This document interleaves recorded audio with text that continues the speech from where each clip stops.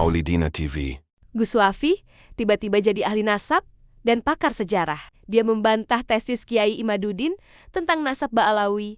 Mari kita simak. Hari ini adalah Maulidina TV. dengan menggerandol kepada ulama-ulama besar yang pernah menulis nasab mereka, seperti Ibnu Hajar Al-Haytami yang pernah menulis sebuah silsilah tasawuf beliau kepada Rasulullah melalui nasab-nasab Balawi dari ayah ke anak, dari ayah ke anak.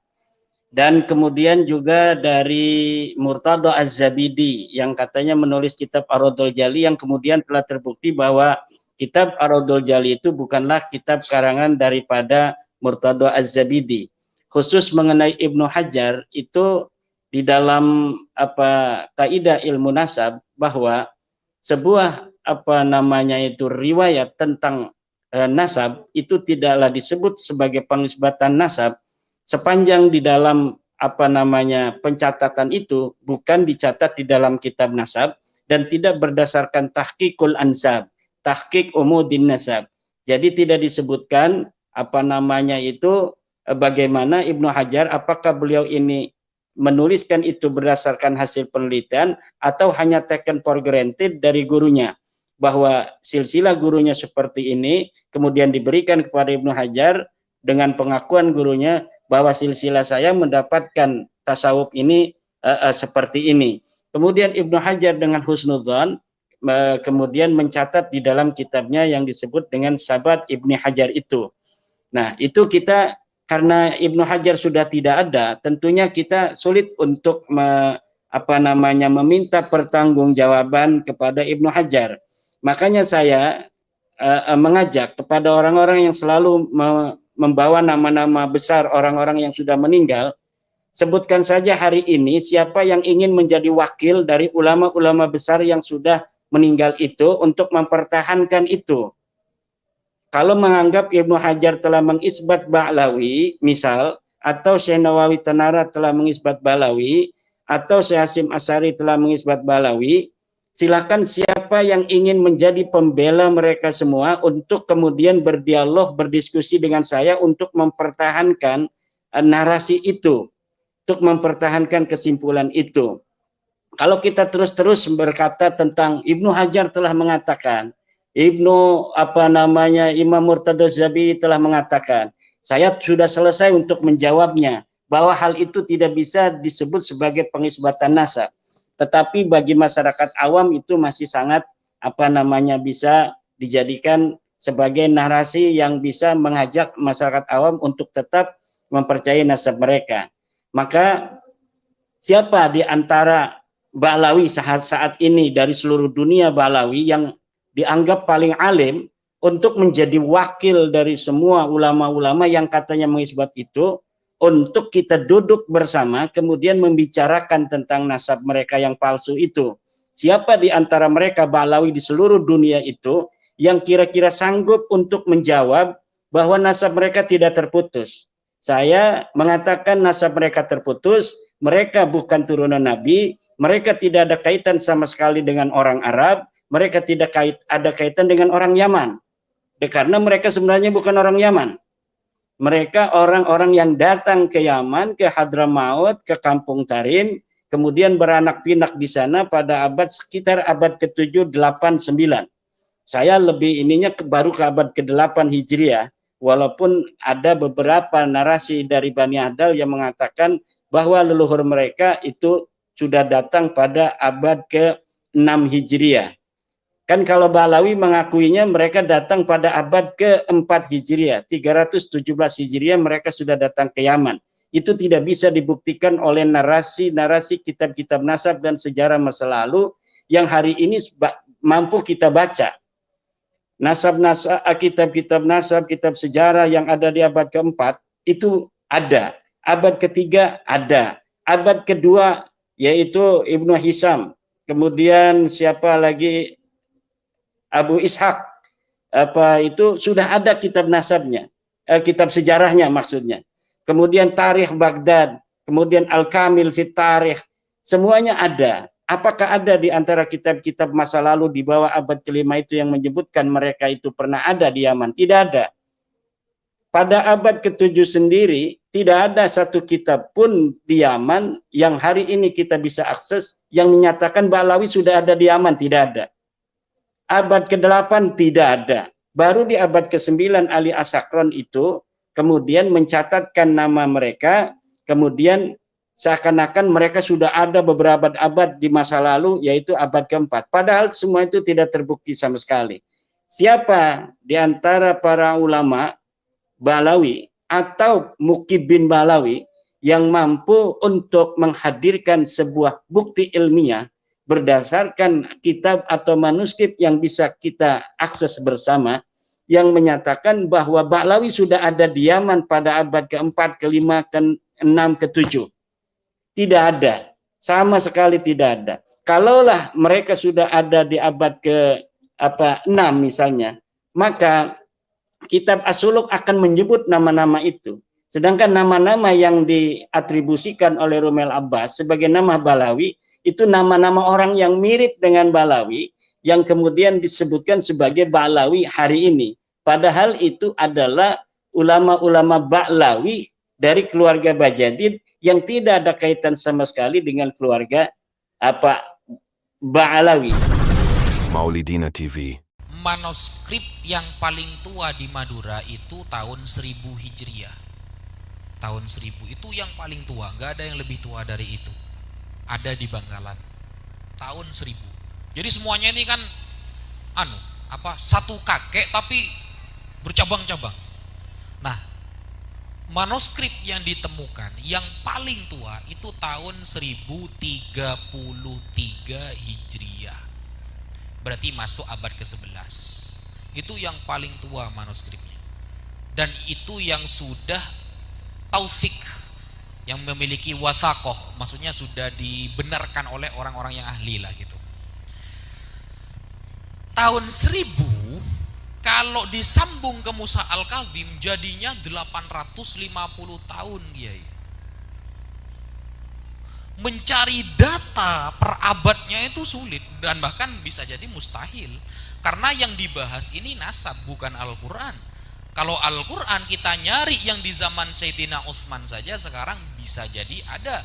Kalau Al-Quran ini nasab, hanya sebuah keluarga ya, yang mana keluarga ini kenapa menjaga manuskrip itu, kenapa menjaga nasab itu, karena ada perintah dari Rasulullah, ta'allamu ansabakum tasilu arhamakum. Tujuannya punya manuskrip, tujuannya nyari nasab itu agar bisa bersilaturrohim beni atau karan.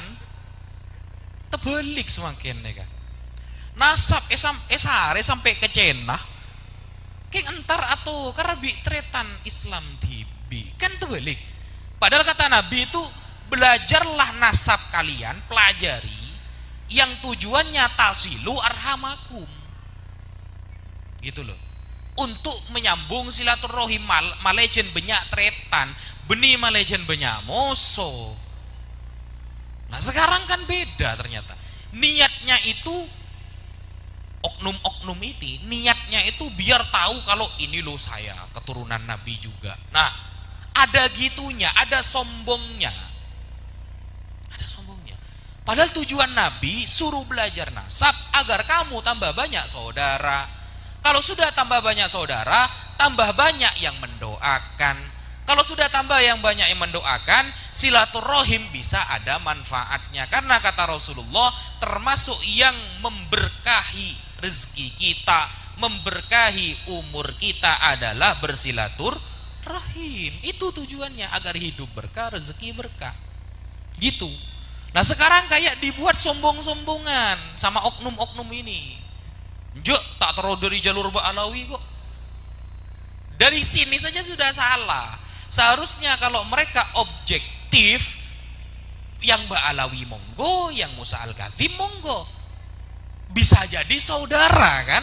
Benih pas amusuhan, bukan Ba'alawi, engkau Musa Al-Kadzim.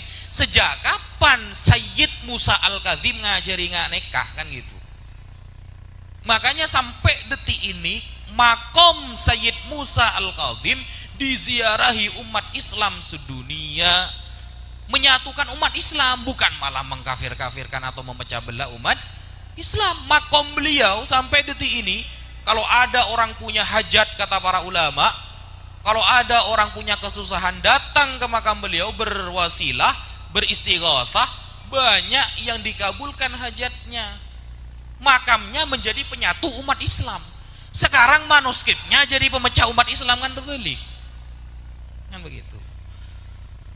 Maka ini harus, bagaimana caranya? Harus terus disuarakan bahwa ciri-ciri umat Rasulullah, ciri-ciri umat Rasulullah itu walladzina ma'ahu asyidda'u 'alal kuffar wa ruhama'u bainahum. Kepada orang kafir kita tegas, kepada sesama umat Islam kita saling mendoakan, saling merahmati. Itu yang betul. Jangan hanya gara-gara manuskrip, hanya gara-gara gak sama antara kunut dan gak kunut kita nganggep musuh. Padahal yang salah yang gak sholat. Benih sita kunut, sita bejeng sih salah. Mau Muhammadiyah sholat 8 rakaat raweh, monggo, punya dalil, gak apa-apa, tafadhol. Tapi kalau saya berkeyakinan 20 rakaat. Tapi mereka adalah saudara saya, umat Rasulullah. Mereka juga akan dihisap, saya juga akan dihisap, gitu loh. Sama-sama umat Nabi. Dulu ada sahabat Ansor, ada sahabat Muhajir, atau karan dulu. Sahabat Ansor dan Muhajir atau karan, sok-sokan paling hebat sukunya. Suku Ansor paling hebat, suku Muhajir paling hebat. Ada Rasulullah. Apa kata Rasulullah? Bersatulah kalian wala tafarraqu, jangan berpecah belah. Berhasil dua suku yang saling sombong-sombongan disatukan oleh Rasulullah dengan Islam, dengan kalimatun sawa bainana wa bainakum. Nah sekarang sudah disatukan oleh Rasulullah, dipecah lagi hanya gara-gara manuskrip.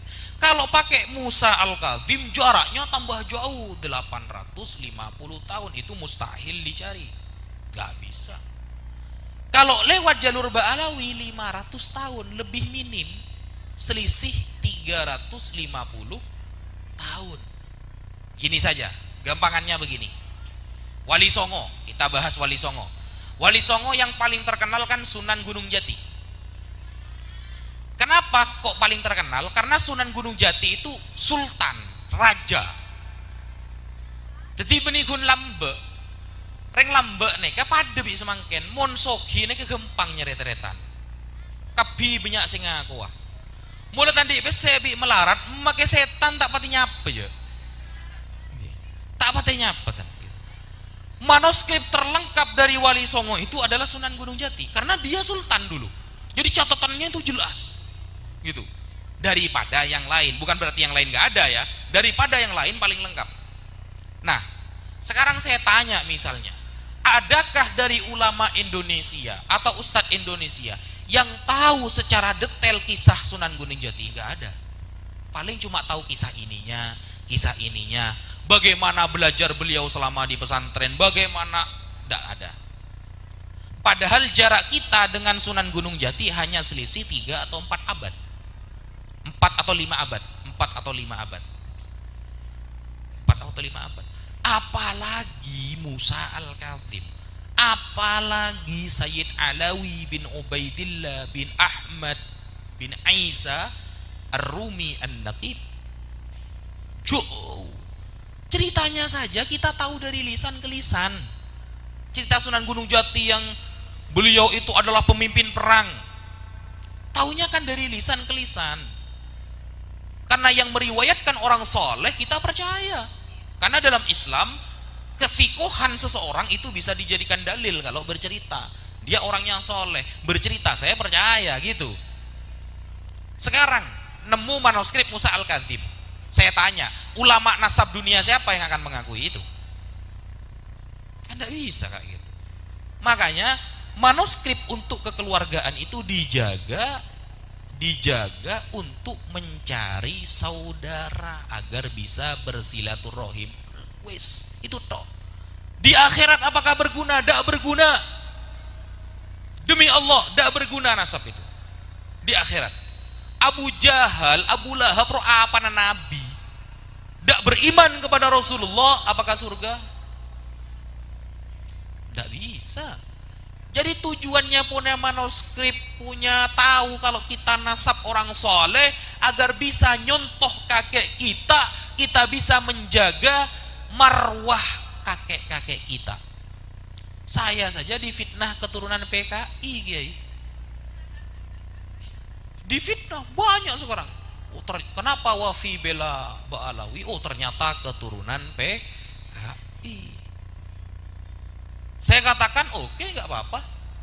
Oke, saya keturunan PKI yang singkatannya pembantai karya Imaduddin gitu saya. Nggak apa-apa kalau singkatannya seperti itu. Lah ini kan masuk ke qadzaf nanti kan. Masuk ke qadzaf akhirnya kan. Menfitnah, pencemaran nama baik. Sedangkan salah satu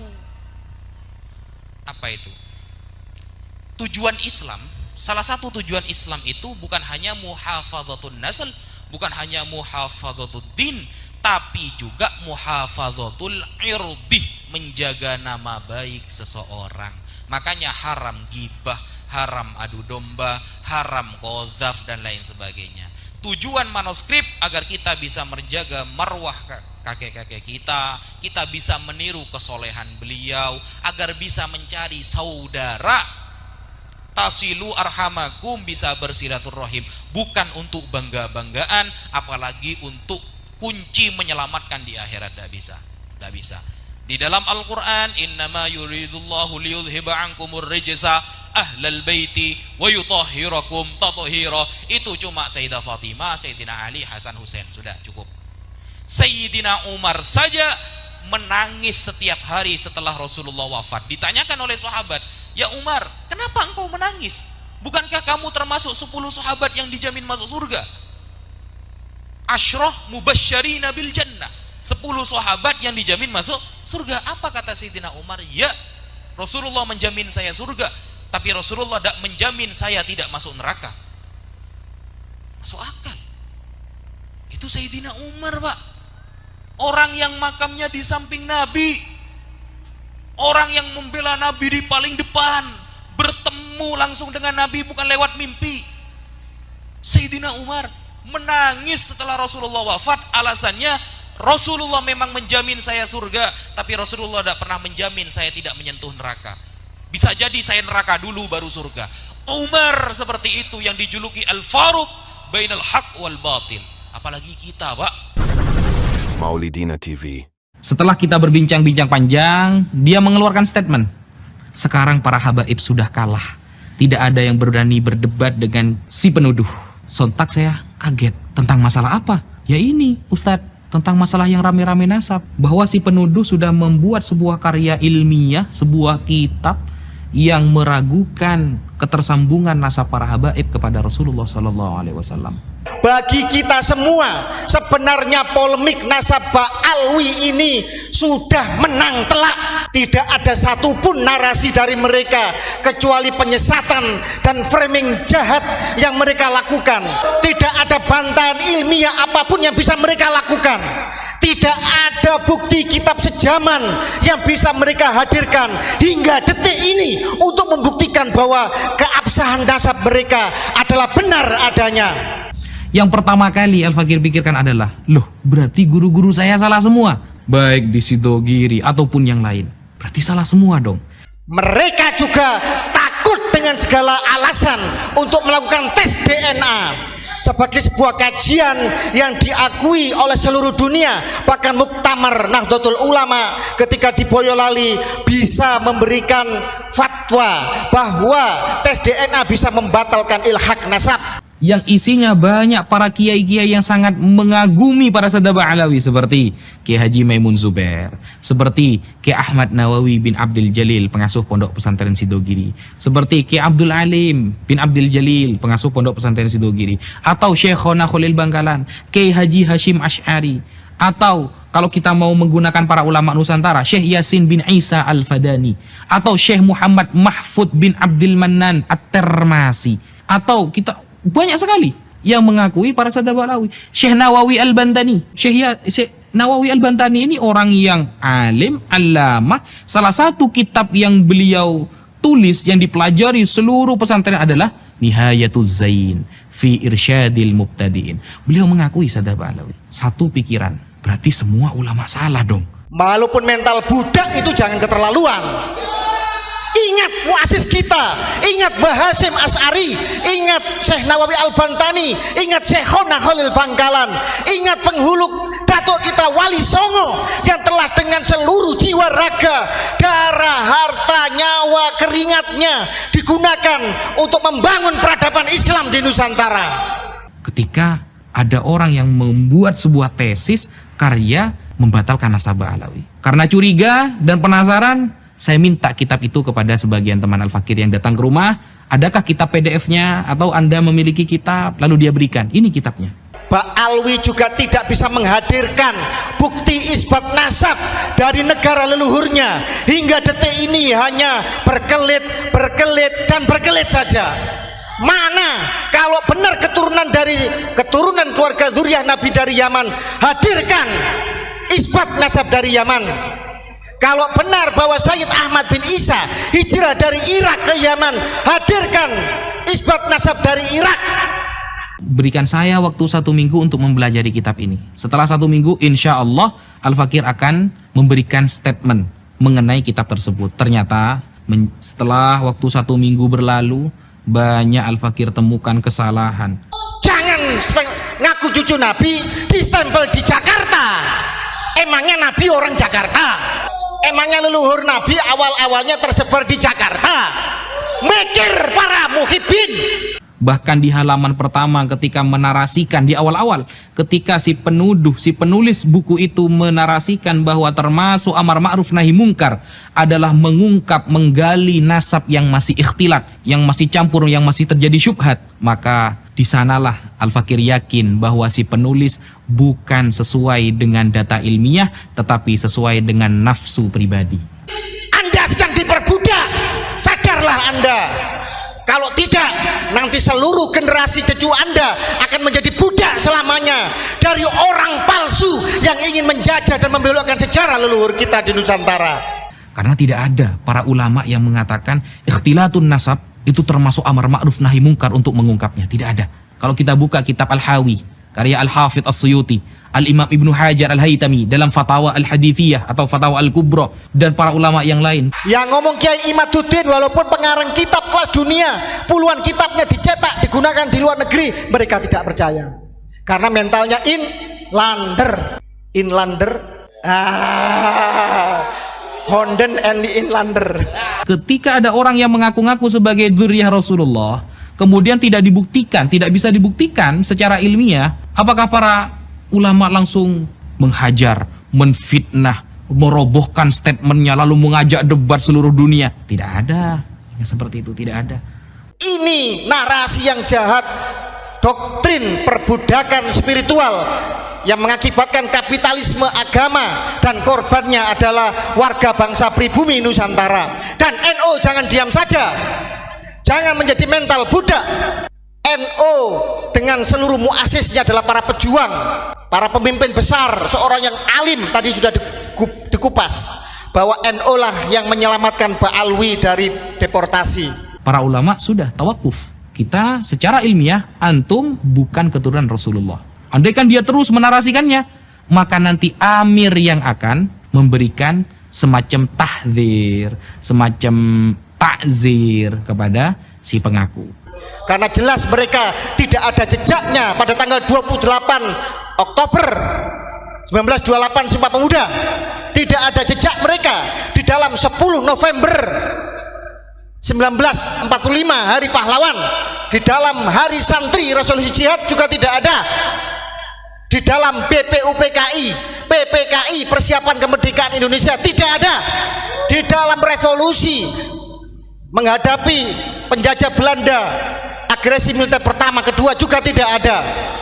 Tiba-tiba sekarang merah putih dari mereka, hari kemerdekaan dari mereka, lagu kebangsaan dari mereka. Kadzabul akbar. Saudara-saudara sekalian, Ulama sudah diam, tawakuf. Dan itu kesepakatan para ulama, semua para ulama. Al-Hafidz As-Suyuti kurang alim bagaimana ketika menerangkan tentang orang-orang yang mengaku sebagai keturunan Rasulullah. Imam Ibnu Hajar, tidak bisa dibuktikan, maka masuk pada istilah apa? Masyhurun nasab. Jangan sampai negaranya makmur, kalian hanya menjadi budak. Yang menikmati adalah mereka-mereka yang mengatakan bahwa kami adalah majikan kalian. Kalian harus menyembah, mencium kaki kami. Itu sudah terjadi. Di mana harga diri kalian? Kalau ada orang seumpama masyhur di kalangan umum sebagai nasab Rasulullah, nasabnya sambung kepada Rasulullah, tapi tidak diketahui secara syariat, secara mathabata syar'an, maka berarti nasabnya adalah masyhurun nasab wa majhul fi ilmin nasab. Mau dibelokkan dengan frame sesat, dengan pembelokan-pembelokan yang tidak jelas. Kitab nasab zaman tidak ada. Zong. Tes DNA gagal total. Apa perlu kita ungkap hasil tes DNA mereka? Kita membiayai kok mereka. Banyak ba'alwi baik yang sebenarnya sadar, yang sebenarnya ingin integrasi, menjadi bagian integral tak terpisahkan dari kebinekaan kita. Mereka juga resah dengan kejahatan dari klan mereka yang menjual agama, yang masih mengkapitalisasi agama. Apa perlu kita buka hasil tes DNA mereka? Nasabnya memang masyhur, tapi belum diketahui. Tidak ada ulama yang mengatakan nasabnya masyhur, tapi ini harus diteliti, harus dihujat, wah, tidak ada. Tidak ada keterangan ulama seperti itu. Nanti akan hadir nakib dari Yaman untuk menunjukkan bukti fakta sejarah bahwa mereka tidak pernah diakui sebagai bagian keluarga besar Nabi di Yaman sana. Kalau ada satu ulama ahlus sunnah yang membatalkan atau menafikan, itu akan menjadi referensi kuat bagi si penuduh. Ternyata sampai detik ini tidak disebutkan satupun ulama ahlus sunnah baik dulu maupun sekarang yang membatalkan, menafikan atau mengoreksi atau mengkritik para sadah Ba'alawi. Ayo terbuka mata kalian, ayo sadarlah sebelum nanti anak cucu kita hidup menjadi budak dan terusir dari tanah leluhurnya sendiri, seperti orang-orang Palestina yang diusir oleh orang-orang Khazar yang mengaku sebagai keturunan Ibrahim padahal bukan. Karena tidak ada satupun ulama ahlus sunnah yang cara mengeritik dan menggali nasab seperti yang dilakukan si penuduh. Tidak akan pernah ketemu. Bahwa ada kejahatan yang lebih brutal, lebih masif, terstruktur, terencana, dan merusak peradaban yang dilakukan oleh habaib Ba'alwi Yaman. Allahu Akbar. Jadi istilah amar ma'ruf nahi mungkar dalam fikhtilatin nasab adalah kebohongan yang nyata dari si penulis. Apa perlu dibuka ini hasil tes DNA-nya Ba'alwi? Mohon maaf, saya tidak akan mengatakan nama karena kita harus menghargai privasi, dan saya menghargai saudara saya tersebut dari Ba'alwi yang telah mau untuk tes DNA.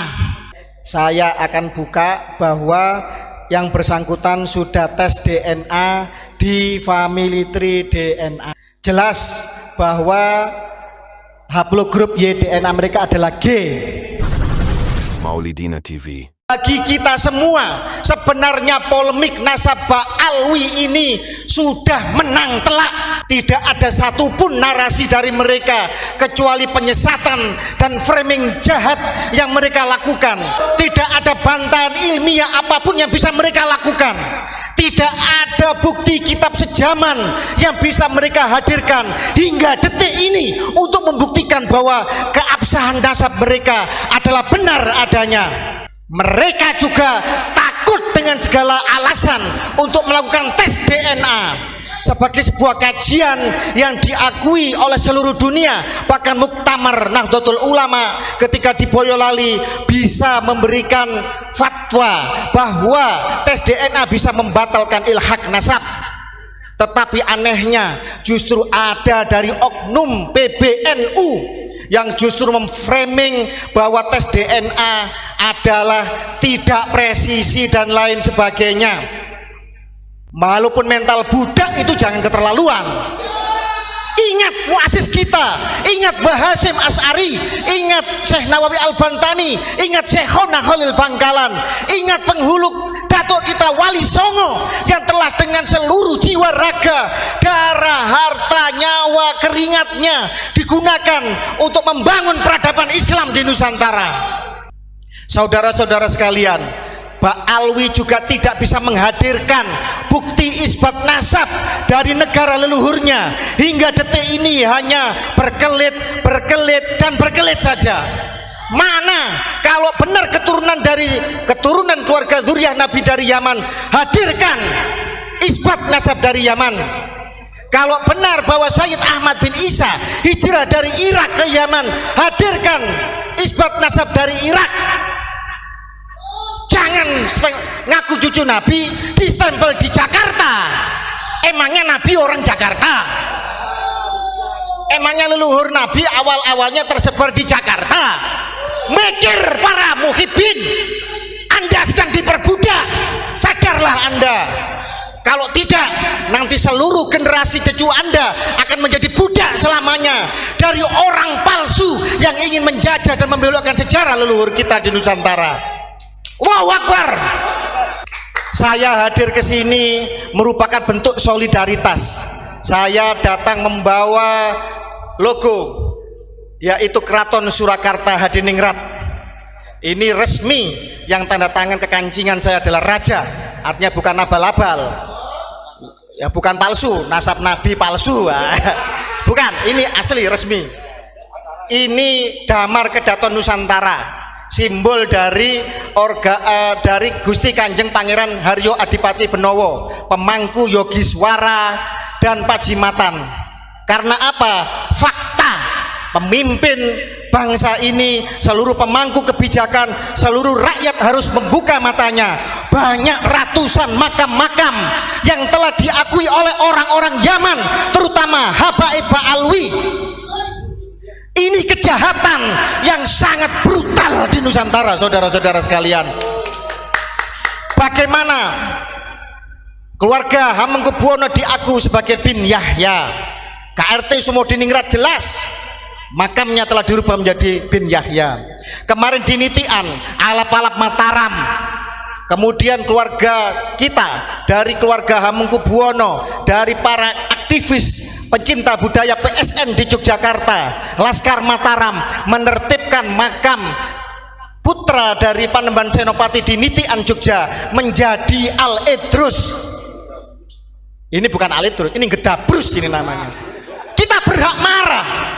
Tidak ada kompromi bagi para penyamun, para rampok yang ingin mengacak-acak rumah kita. Setuju? Kita punya rumah sudah damai, sudah baik, makmur. Datang orang pendatang, kemudian duduk, kata orang Jawa, metingkrang, tidak sopan. Kemudian foto dari kakek kita diganti namanya. Kemudian mohon maaf, ada yang istrinya direbut, ada yang anaknya direbut dengan klaim palsu bahwa mereka cucu Nabi. Tidak ada kompromi. Hajar! Revolusi harus segera bangkit. Kalau tidak, mau kita dijajah keturunan kita. Kapan lagi? Sekarang saatnya, saudara-saudara. Ini kemarahan dari kami, warga Keraton, warga dari Trah Mataram, dari Trah Banten, Trah Madura. Banyak di Madura makam yang dibelokkan juga. Di Bali, Wali Pitu diklaim menjadi Pak Alwi. Al-Qadri diklaim menjadi Pak Alwi. Ada Kesultanan Mempawah, putra raja tidak punya rumah, ngontrak-ngontrak. Ini miris. Jogja sebagai yang berjasa di dalam pendirian NKRI, termasuk serangan umum tahun 49, mau diotak-atik keistimewaannya. Bagaimana Darul Hasimi punya Habib Lutfi bin Yahya telah meracuni Keraton Yogyakarta, dan alhamdulillah keluarga Keraton Yogyakarta bersuara lantang. Gusti Pangeran Haryo Pangeran Yudoningrat berteriak lantang, kemudian diputus setelah itu oleh Sultan dan Pangulon Keraton Yogyakarta Hadiningrat. Semoga seluruh keraton Nusantara sadar bahwa leluhurnya sedang ingin diperkosa, sejarahnya ingin dibelokkan. Dan saya sebagai warga Brangwetan, bagian dari Keraton Surakarta Hadiningrat, walaupun saya terah Jogja, tetapi karena saya tinggal di wilayah Keraton Surakarta Hadiningrat, dan Mama Hufron adalah kasepuhan, adalah pembina di dalam Hondrowino Nusantara Kusumo Hondrowino, organisasi resmi dari Keraton Surakarta. Saya tidak rela kalau kemudian beliau sampai dihina, dicaci maki, dituduh sesat oleh orang-orang yang dangkal, oleh orang-orang yang belah bambu, oleh orang-orang yang tidak jelas perjuangannya untuk Nusantara ini.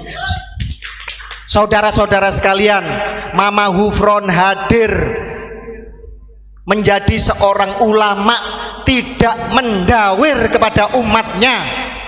Lihat di Surabaya, ribuan santri gratis. Di sini juga beliau selalu memberikan santunan-santunan. Di Keraton Surakarta itu berapa puluh ton beliau sering membagikan beras untuk abdi dalam dan acara-acara di keraton. Beliau juga membagikan beras di seluruh Nusantara, bahkan di beberapa keluarga kasepuhan Sohibul Makbaro, di ulama-ulama Nusantara banyak yang beliau santuni tanpa koar-koar. Ini menjadi miris ketika kemudian seseorang yang demikian banyak jasanya, banyak perjuangannya, hanya karena membuat kontroversi kemudian dituding sesat. MUI jangan memandang sebelah mata. MUI jangan hanya tanggap ketika Ajinomoto dianggap haram, kemudian setelah itu audiensi kemudian menjadi halal.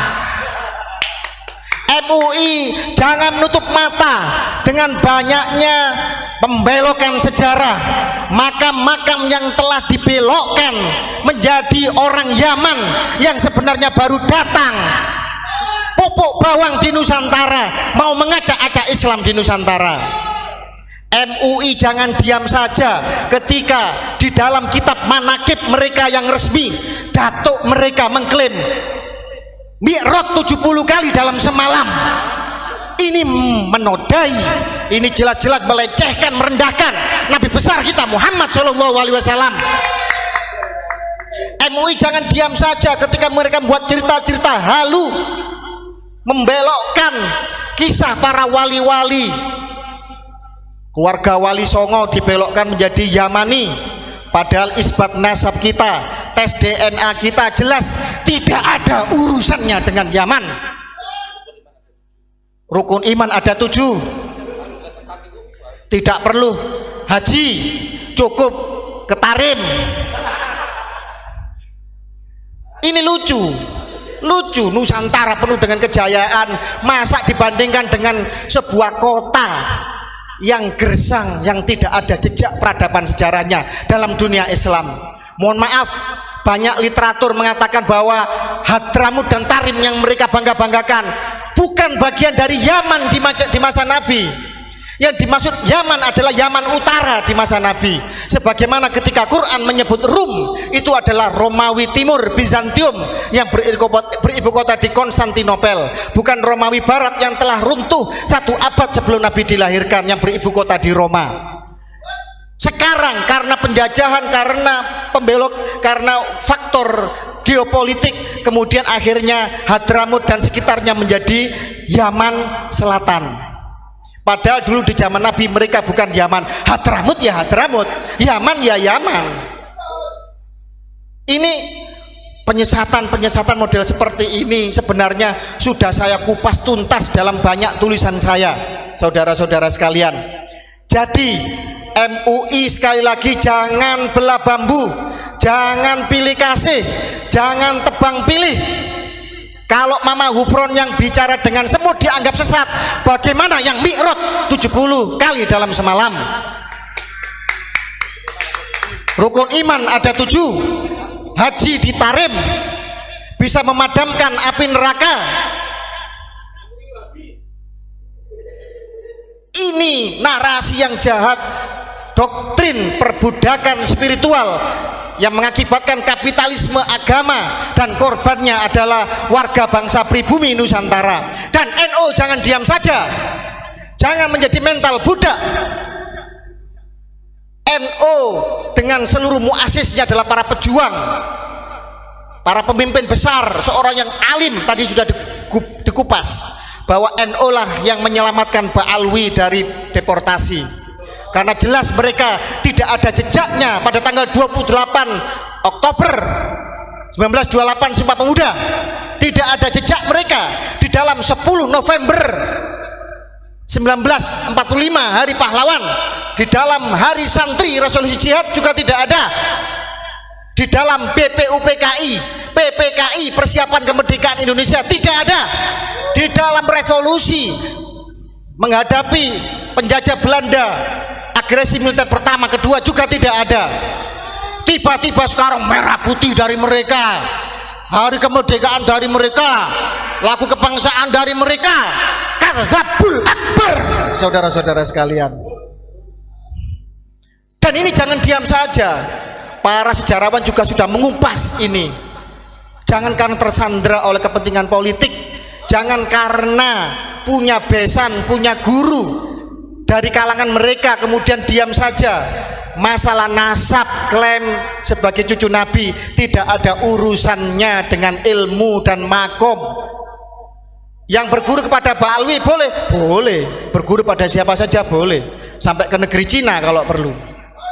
Tetapi urusan kesucian nasab Nabi tidak ada kompromi, tidak ada kata seinci pun kita mundur, dan harus mau dibelokkan dengan frame sesat, dengan pembelokan-pembelokan yang tidak jelas. Kitab nasab zaman tidak ada, zong. Tes DNA gagal total. Apa perlu kita ungkap hasil tes DNA mereka? Kita membiayai kok mereka. Banyak Ba'alwi baik yang sebenarnya sadar, yang sebenarnya ingin integrasi, menjadi bagian integral tak terpisahkan dari kebinekaan kita. Mereka juga resah dengan kejahatan dari klan mereka yang menjual agama, yang masih mengkapitalisasi agama. Apa perlu kita buka hasil tes DNA mereka? Yang ketiga, mana isbat mereka dari Yaman dan dari Irak? Zong, nihil, saudara-saudara. Stempel mereka hanya dari Jakarta. Dan ini kebodohan, kelucuan yang menggelikan. Lah kok masih banyak yang percaya? Ayo pribumi bangkit, kalian keturunan dari sebuah bangsa yang besar, yang jejak peradabannya jelas. Agama Hindu bukan dari Nusantara, tetapi bangunan ornamen Hindu terbesar ada di Nusantara. Agama Buddha bukan dari Nusantara, tetapi ornamen Buddha terbesar dari Nusantara. Islam bukan lahir di Nusantara, tetapi Islam tumbuh subur berkembang mayoritas, memiliki ornamen kebudayaan bangunan masjid terbesar di dunia. Piramid yang patahnya bangunan paling tua, paling megah, paling mengagumkan di Nusantara ada piramid Gunung Padang yang usianya menurut ilmu arkeologi 3 kali lebih tua dari piramid di Mesir, di Gunung Padang. Banggalah kalian kepada leluhur kita Nusantara yang melahirkan Bhinneka Tunggal Ika, yang melahirkan peradaban yang luhur hingga sekarang, dan kita menjadi bangsa yang besar, bangsa yang makmur. Dan ini menuju generasi emas, menuju kepada periode emas, periode kemakmuran. Jangan sampai negaranya makmur, kalian hanya menjadi budak. Yang menikmati adalah mereka-mereka yang mengatakan bahwa kami adalah majikan kalian, kalian harus menyembah, mencium kaki kami. Itu sudah terjadi. Di mana harga diri kalian? Inlander, Honden and the Inlander, Verboden, luar biasa itu. Sampai tadi mengatakan hal Solo, mereka tidak saja membelokkan sejarah, mereka mau mengkooptasi Nusantara seolah Nusantara bagian dari Tarim, bagian dari Hadramut. Mereka menggunakan hall-hall tiap kota. Seorang Habib di Solo menjadi hall Solo, Di Gresik, Haul Gresik. Di Gresik itu ada Sunan Gresik, Syekh Sayyid Maulana Malik Ibrahim. Kok berani-beraninya mereka mengklaim Haul Gresik? Di Solo itu ada Ki Ageng Genis, ada Ki Ageng Selo, keturunan dari Wali Songo. Ada PB 10 yang sangat berjasa kepada Nusantara. Mbah Min Haj, banyak di Solo wali-wali besar kemudian menjadi Haul Solo. Mohon maaf, di Pasuruan ada Masjid Sepuh peninggalan dari Adipati Nitya Diningrat pertama bin Pakubuwono kedua. Adipati Pasuruan telah menjadi Masjid Asgaf. Di Solo ada Masjid Sepuh PB 10 menjadi Masjid Asgaf. Ini nanti kalau ketua dewan, wakil ketua dewan, bupati, wali kota, legislatif kita hingga presiden dikuasai oleh mereka. Tinggal merubah ideologi bangsa, tinggal mengadakan referendum, mengadakan pemungutan suara. Panglima TNI, Kapolri semua dikuasai oleh mereka. Jadi apa? Jadi apa kita ini? Ayo, mari kita terbuka mata kita. Jangan sampai kemudian setelah ini terlambat baru kita menyesal kemudian, dan anak cucu kita terusir dari tanah leluhurnya sendiri seperti apa yang dilakukan oleh Yahudi Askenazi yang DNA-nya sama dengan Ba'alwi di Palestina sana. Allahu Akbar. Siap kita lawan? Siap kita jihad? Siap kita bersatu untuk melawan ini semua? Kepro atuh. Saya di Unik, saya harus mengikuti pakem Mamang Hufron, saudara-saudara sekalian. Saudara-saudara sekalian yang saya hormati, saya muliakan, tidak banyak yang bisa kami sampaikan di sini selain apresiasi yang setinggi-tingginya dari keluarga Keraton Nusantara kepada seluruh pejuang dari Trah Wali Songo, Trah Kesultanan, Trah ulama-ulama sepuh leluhur kita, termasuk juga kepada keluarga besar Pondok Unik. Apa yang kalian narasikan, yang panjenengan semua perjuangkan pada hari ini, insya Allah tidak akan lama lagi negara akan hadir. Insya Allah apa yang dikatakan oleh Profesor Mahfud MD, polemik ini nanti akan diselesaikan secara hukum. Insya Allah apa yang telah kita narasikan sudah sampai kepada Presiden Jokowi, sudah sampai kepada Presiden yang akan datang Prabowo Subianto, sudah menjadi perbincangan di kalangan para pejabat elit negara. Mereka masih mencintai NKRI, mereka masih menjadi garda setia dari Pancasila. Tidak akan lama lagi ketika para nakib dunia dari keluarga Bani Jamil, pencatat nasab 3 putra Said Ahmad bin Isa dari Irak datang ke Nusantara. Dia pasti akan menyampaikan bahwa datuk kami hanya 3, Muhammad, Ali dan Husain. Tidak ada yang bernama Ubaidillah yang hijrah ke Yaman. Nanti akan hadir nakib dari Yaman untuk menunjukkan bukti fakta sejarah bahwa mereka tidak pernah diakui sebagai bagian keluarga besar Nabi di Yaman sana. Juga akan hadir insya Allah Ketua Nakib Dunia Sayyid Munir dari Turki, Hasimiyun. Turki adalah bekas Khilafah Utsmani. Di sana pencatat nasab Nabi dilakukan berabad-abad selama eksistensi Utsmani. Dan insya Allah semua akan hadir di Indonesia, di Nusantara untuk menjelaskan kepada mereka-mereka yang bermental inlander bahwa Ba'alwi bukan keturunan Nabi Muhammad SAW.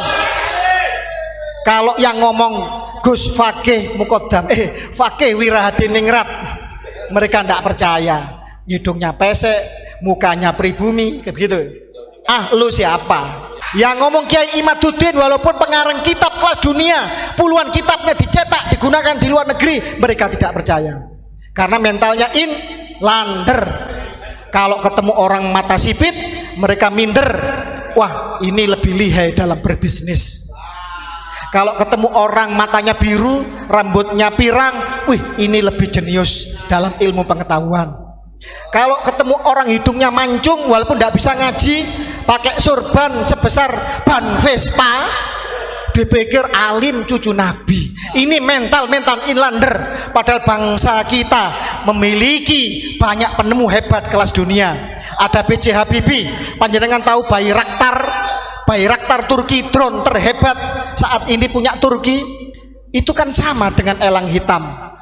Yang prototipenya yang membuat itu mahasiswa Indonesia dari Jerman yang dikontrak oleh Turki. Siapa sumbernya? Saya punya senior yang kuliah di Jerman yang menceritakan kepada saya bahwa Pak Alwi ini adalah Yahudi Ashkenazi, Yahudi Khazar. Apa perlu dibuka ini hasil tes DNA-nya Pak Alwi? Mohon maaf, saya tidak akan mengatakan nama karena kita harus menghargai privasi, dan saya menghargai saudara saya tersebut dari Pak Alwi yang telah mau untuk tes DNA. Baik, saya akan buka bahwa yang bersangkutan sudah tes DNA di Family Tree DNA. Jelas bahwa haplogrup Y DNA mereka adalah G. Jelas G.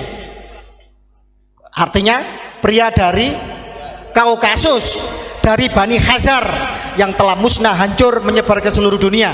Tetapi jejak catatan Tuhan dalam genetik kita tidak akan pernah hilang dan terhapus begitu saja. Selama-lamanya akan tercatat. Kita keturunan siapa akan tercatat. Yang pertama, ras Arabnya kurang dari 1%. Artinya mereka sama sekali bukan orang Arab. Gitu kok ngaku cucu Nabi. Arab saja bukan kok. Ras Nusantaranya itu ada 24,6%. Nenek-neneknya memang kemungkinan keluarga besar Wali Songo. Makanya masih ada kebajikan di dalam dirinya, masih ada kerendahan hati dan ingin berintegrasi dengan semua suku di Nusantara. Aplaus untuk dia. Monggo, Allahu Akbar. Kita doakan yang bersangkutan panjang umur dan menjadi contoh bagi Pak Alwi yang lain untuk kembali ke dalam pangkuan Nusantara kita. Kemudian ras Indochina. Indochina itu Laos, Vietnam, Kamboja, artinya campa lah gitu. Itu ada 8,6%. Kemungkinan mutasi genetik keluarga Wali Songo kan dari sini. Kemudian Myanmar, loh kok aneh? Kok Myanmar khusus, kok bukan bagian dari Asia Tenggara? Tenang dulu, Myanmar ini adalah dimaksud adalah Rohingya. Rohingya ini saudara-saudara pelarian dari bangsa Khazar ketika dihancurkan oleh Kievan Rus, dihancurkan oleh Mongol. Mereka tercerai-berai ke seluruh dunia, mereka menyusup ke segala bangsa, mereka menyusup ke segala agama. Salah satunya adalah berpindah migrasi ke India. Di zaman Syekh Jalaluddin Akbar, mereka membuat kisruh di India, kemudian diusir ke India Timur yang sekarang menjadi Bangladesh, yang waktu itu masih negeri entah berantah. Kemudian mereka ngisruh lagi, kemudian akhirnya mereka dimusuhi, dan oleh Inggris mereka kemudian dibawa migrasi ke Myanmar. Saudara-saudara sekalian, di Myanmar itu ada 3 suku yang beragama Islam selain Rohingya. Tetapi kenapa hanya Rohingya yang dianggap sebagai ekstremis? Karena mereka ngisruh, karena mereka ingin memberontak, karena mereka ingin memisahkan diri, ingin mengkapling wilayah, mengklaim sejarah di dalam Myanmar kita. Makanya kemudian mereka diperangi. Itu masih baik pemerintah Myanmar. Dengan kerjasama PBB mereka dibuatkan sebuah pemukiman di sebuah pulau dengan fasilitas yang luar biasa. Tetapi dasar ras jahat mereka tidak nyaman kalau kemudian hidupnya baik-baik saja. Mereka kemudian dengan segala macam rekayasa hijrah ke Malaysia, ke Aceh, dan tahu sendiri apa yang mereka lakukan. Jejak digital bisa dilihat. Mereka kalau dimakan sedikit dibuang, mereka ngomel kalau makannya tidak enak. Bahkan kemudian di tahun baru kemarin di Kuala Lumpur, ratusan ribu orang Rohingya membuat sampah, mereka ngisruh di Malaysia. Dan sekarang menjadi persoalan serius, menjadi perbincangan. Orang Malaysia bingung bagaimana cara mengusirnya. Pak Alwi ini 18% sama dengan ras Myanmar. Ini adalah ras Bani Khazar yang hijrah ke Myanmar. Kemudian ada Middle East. Middle East ini Timur Tengah. Ini ras mayoritas, hampir 50%, 45,6%. Ini Southern Levant, Anatolia, Armenia, dan Mesopotamia. Apa yang dimaksud dengan Levant itu? Wilayah mana Levant itu? Adalah wilayah Israel sekarang itu. Israel sekarang bukan dihuni mayoritas oleh orang-orang Yahudi keturunan Ibrahim, tetapi dihuni oleh orang-orang ras genetik Khazar dari Kaukasia. Dan ini terbukti di dalam Ba'alwi kita di Indonesia, ras mereka mayoritas sama dengan orang-orang Levant. Armenia di Kaukasia adalah bekas kewilayahan dari Khazar juga. Ras bangsa Khazar yang menjadi Yahudi Askenazi, Yahudi Separdi, Yahudi Kaifeng dan lain-lain yang menyusup di segala bangsa dan segala agama. Mereka di Hindu Ngesro membuat Bharatiya Janata yang sekarang rasis, banyak menggusur masjid di India. Mereka kemudian masuk di agama Kristen, membuat Protestan, membuat segala macam sekte yang itu menyesatkan. Mereka kemudian menyusup di dalam Islam, tidak tanggung-tanggung ngaku cucunya Nabi Muhammad SAW. Ayo, ini ilmu pengetahuan, ini data, dan ini pembuktian. Sekarang kita balik, mana Ba'alwi? Buktinya kalau ente adalah cucunya Nabi Muhammad SAW. Saya ulang, mana isbatnya dari Yaman dan Irak? Mana hasil tes DNA ente? Kalau ente berani tes DNA dong. Masa imam, katanya imamnya nyuruh tes DNA, menantunya bilang haram. Ini kan dagelan namanya. Hanya orang goblok yang bisa ditipu dengan dagelan-dagelan menyesatkan seperti ini. Mana kitab sejaman ente yang katanya ente cucu Nabi, sudah diisbat, sudah di... Tidak ada. Internal itu pun telat. Sudah internal telat. Masih mempertanyakan. Itu ada itu katanya cucunya PKI itu, budaknya Ba'alwi itu. Mana kitab sejamannya Sayyidatuna Fatimah sama Hasan dan Husain? Ya Allah, Anda itu muslim apa PKI apa ateis Anda itu? Tidak perlu kitab sejaman. Kalau yang ngomong adalah hadis, adalah yang ngomong adalah kitab-kitab sirah nabawiyah sendiri. Kok masih tanya kitab sejaman? Ini putrinya Rasulullah, ini cucunya Rasulullah, ditanya kitab sejaman. Ini budak.